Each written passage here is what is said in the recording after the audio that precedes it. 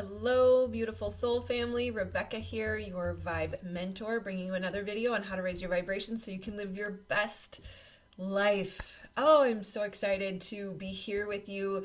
I want to reiterate, we absolutely are part of the same soul family. If you are here and watching these videos, especially on a regular basis, you are most definitely part of our collective soul family. So I want to make sure that you are subscribed, because connecting with your other brothers and sisters in your soul family is extremely important right now. If you follow me, you know I talk a lot about the New Earth construction team and finding your purpose, because we need you to assist in building the new Earth. And so it starts with clicking that subscribe button so that we can commune together, support each other, come together, and magnetically amplify each other. So thank you for being here and for being part of the family and showing up and going on this journey with me. You are greatly, greatly appreciated, and I love you very much. So let's talk today about intention. Intention may be one of the greatest pieces of the ascension path or growth and personal development, however you want to see this. It doesn't necessarily have to be a spiritual thing, but it absolutely is part of living a conscious life. Are you aware of your intentions? Now, if you're hearing this and your initial response is, yeah, I've heard that already, bear with me, because I bet you anything, as you go through this, you will find areas where you're not aware of your intentions. And so what happens is we come from a subconscious place when we are not aware of our intentions. And the goal is to become more conscious, to step out of the subconscious programming and into greater and greater levels of consciousness, to always be aware of your intentions and your driving force. So here's the deal. If you have experienced any level of complex trauma, which means feeling not safe, seen, heard, cared for, or loved for an extended period of time at any point in your life, you are likely dealing with subconscious programs that self-sabotage. So that might be the belief of not enoughness, of unworthiness, or the world not being safe, people not being safe. And so when we have that subconscious program, we will have intentions that sabotage our progress, sabotage our dreams, our desires, our growth, our expansion. So we're here to expand. We are here to experience life and to grow into greater and greater levels of self-expression, self-actualization, to reach our highest potential. And that's why I start every video by saying to live your best life. That is what the divine wants for you. That is why you were created, to experience greater and greater levels of joy, bliss, creation, expression. And all of that comes from having conscious intention. So I don't know if you know, but the acronym VIBE in Vibe Mentor actually stands for Value and Intention Based Education. And what that means is understanding your inherent value and worth. Who are you? What were you made for? What is your purpose? What is your intention? Because you are not made by accident. There are no coincidences. Everything about you was made perfectly imperfect for your purpose, which means there is nothing about you that is bad, wrong, or broken. You are here for a reason. So that is the value piece. What is your value? What is your avenue of bringing value and worth to the collective whole? And the second piece, what we're here to talk about today, is intention. What do you intend to do with that value? Because every intention that we have will determine the outcome of what we set out to do. So one of my favorite examples is going for a run. For a long time, I was a big runner.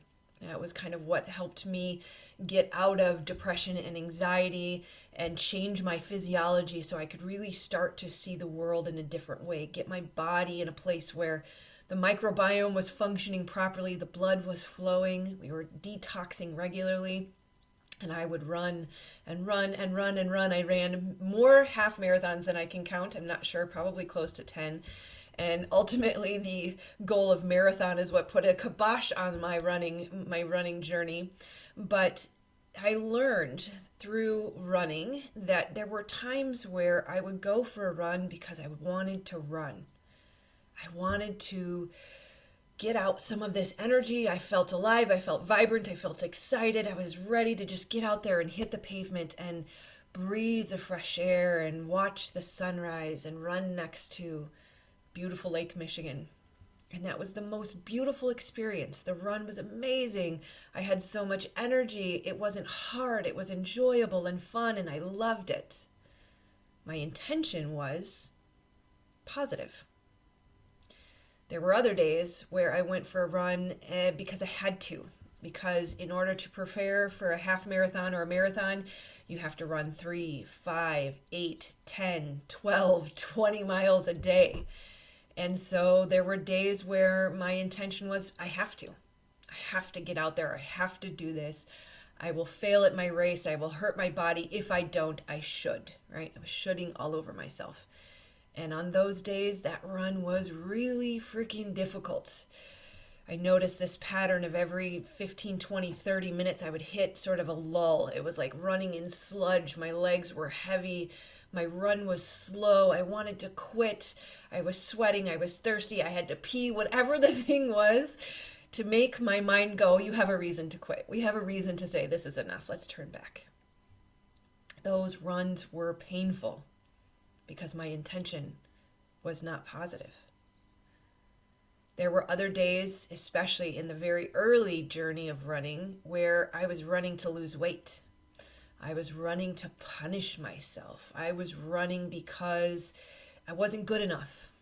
I was coming out of a very toxic relationship, first learning about depression and watching my thoughts and dealing with anxiety, and I was punishing myself. The run was punishment.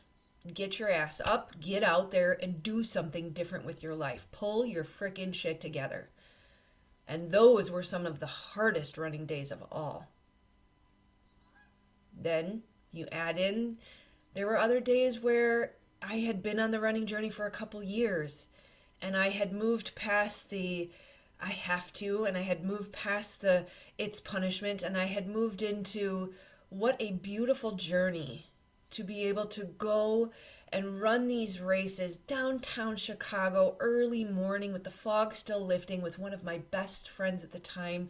Although she didn't know it, she saved my freaking life. It was an experience. I was there to experience life. And on those moments, on those days, at that time, I felt like I was on cloud nine. I felt like I floated through those races. I would run that last 0.2 or that last 0.6, whatever it was, and I would feel the strain and the tension and the, oh, you're almost there. We've got this. The body's tired and exhausted, and I would hear somebody yell my name because you would have your badge with your number and then your name right below it, and there was nobody there for me. My friend Renee was fast, and she beat my butt to the finish line every time, and that was our agreement. We will run together for a couple miles, but she is taller, faster, leaner, longer, whatever you want to call it, didn't matter. I was okay with that. We started together, and she finished on her own pace. But in those moments, that last stretch of the race, I was alone, and I was tired, but I was there for the right reasons. And I had positive intention. I had positive thoughts, finally, after years of working on it. And then someone would yell my name. You got this, Rebecca. Don't quit. Just keep going. And I felt such a surge of energy that in that moment, the first time it happened, I was like, holy crap. Where did that energy come from? Because I thought I was, on my last ounce of energy. And someone would yell my name, and I thought this surge of energy that came through my body, I thought I didn't have any more. And all of a sudden, I took off faster than I have ever run the last leg of any race. I started with good intention. I had support. I was there for the right reasons. It was the most beautiful race of my life, and I will never forget that day. So what is your intention? Why do you eat what you eat? Why do you go to sleep when you go to sleep? Why do you watch what you watch before you go to bed? Why do you read the book you read? Why do you say the thing to a friend that you say? So many times there are subconscious intentions behind the things that we do and we don't even realize it. I eat the carrots or the broccoli because I'm on a diet. Or I eat the carrots and the broccoli because I love the flavor and I love the way my body feels, and I love, oh, when I can feel the light hit my stomach and my cells, they just light up and I feel so vibrant. I love nurturing my body. Why do you say the thing you do to your friend or to your children or to your spouse? Do you say it to poke, to jab, to get a little rise, to maybe get what you want, to guilt or shame a little bit, just a little bit? You know, it's with fun and intention is good and pure when we're just joking. Or do you say it with the intention of love, that I really care about you and I really want this relationship to thrive and I really want to be a good partner, but in this moment I'm not getting my needs met, and if you can't meet me where I am, I can't be the best partner I can be for you either. So the way I'm going to ask this is with love, with a desire to support your growth, myself, and our relationship. As Melanie Ann Lear says, and to give all credit where credit is due, for me, for you, for us. That is my intention. Look at where you go, the way you drive, the way you move, the way you breathe, the clothes you wear, the shoes you buy. Everything has an intention behind it. Do you do it because so-and-so does it? Do you do it because I'm a victim? I can't. I'm stuck here. I have no other choice. My limiting beliefs say. Why do you buy what you buy? Do you buy the white charger or the pink charger? Because one is $2 cheaper. Because I have a belief in lack. Where do you go on vacation? Which route do you take home? It's amazing. It's tremendous how often these subconscious intentions come from limiting beliefs or a lack mentality or a victim mentality. And it is pervasive in our lives. It is rampant in our culture globally. Imagine for a minute a world where everybody understood their inherent value and intention. Everybody understood you're valuable. Everybody understood as within, so without. When I take care of all my crap and you take care of all your crap and that person's taking care of all their crap, then we are all relieved of the responsibility of carrying the weight of the world and being responsible for how everybody else feels. And when we look at what is inside, how we feel, what we need or the needs that are not being met, and how that drives our intentions, the world would be a different place. And this is how we build heaven on earth, is when we take responsibility for ourselves. We take responsibility for changing our internal environment, understanding how I feel and what I need, and being resourceful in a positive way to shift and change how I feel by meeting my own needs, which will then shift and change our intention and how we behave and how we move through life and how we treat other people, how we engage, what we create energetically. And then it opens the door to being reborn into who you are made to be, so that your value, your gifts, your intention, or your values, your gifts, your purpose can come online. And so that you can truly contribute from a creative, pure place to creating heaven on earth. It's a beautiful world we live in. Now, I'm starting to see that it almost looks like a 50-50 split, when it looks like the percentage of people that are capable of healthy attachment versus the percentage of people who are I don't want to say incapable of healthy attachment, but struggle with trauma, struggle with pain, struggle to attach in a healthy way. There's also about a 50-50 split of people who, let's see, I want to be very careful because I don't want to quote inaccurate statistics, but 50% of people take full responsibility for themselves versus 50% of people blaming the world, blaming their trauma, blaming, right, coming from a victim standpoint. So there are other statistics I haven't thoroughly researched, so I don't want to throw them out here, but my intention in this statement is to communicate the potential that we are moving towards as 50%.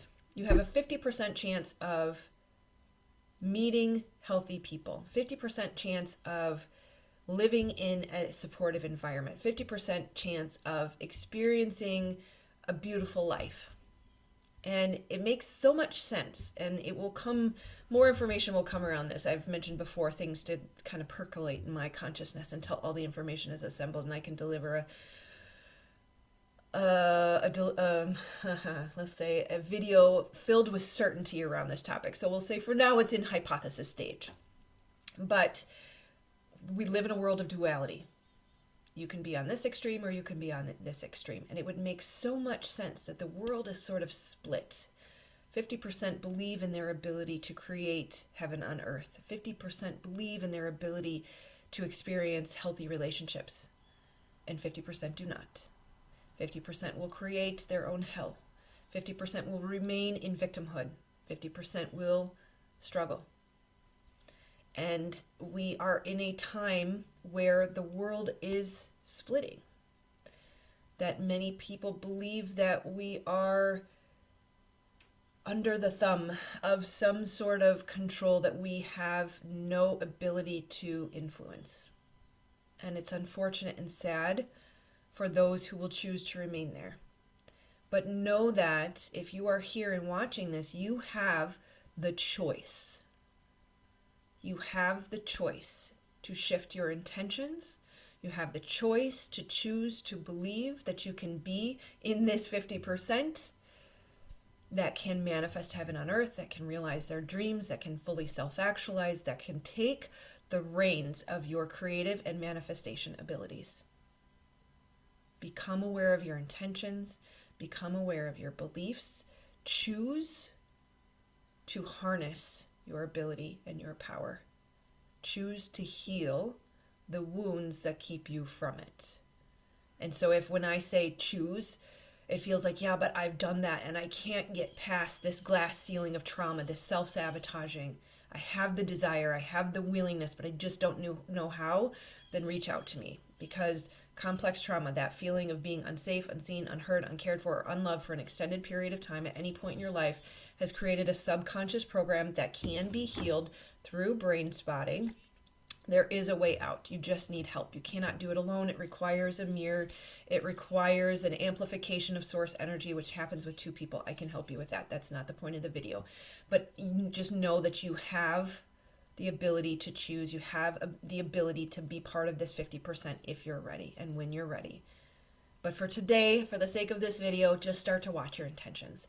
With every choice that you make and every way that you move throughout the day, your food, your water, your clothes, your shoes, the people you go see, what you say to them, every choice you make, look at what is your intention behind it. Every time you catch yourself making a choice, say, oh, here's a choice. Why did I pick this today? And if it comes from a loving, supportive, joyful, expansive desire to experience life, to be good to yourself, to meet your own needs, excellent. You are on the right track. If it comes from a place of jealousy or lack or not enoughness or the world's not safe or I have to protect myself, then let's shift it and find a new way. And here's the beautiful thing. The reason why the running example is so impactful is because you may still end up doing the very thing that you were deciding to do, but you will have a better outcome when you have a better intention.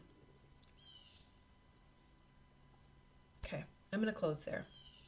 I love you guys very much. Please make sure you do like, subscribe, and share. A little emoji comment is extremely helpful for the YouTube algorithm.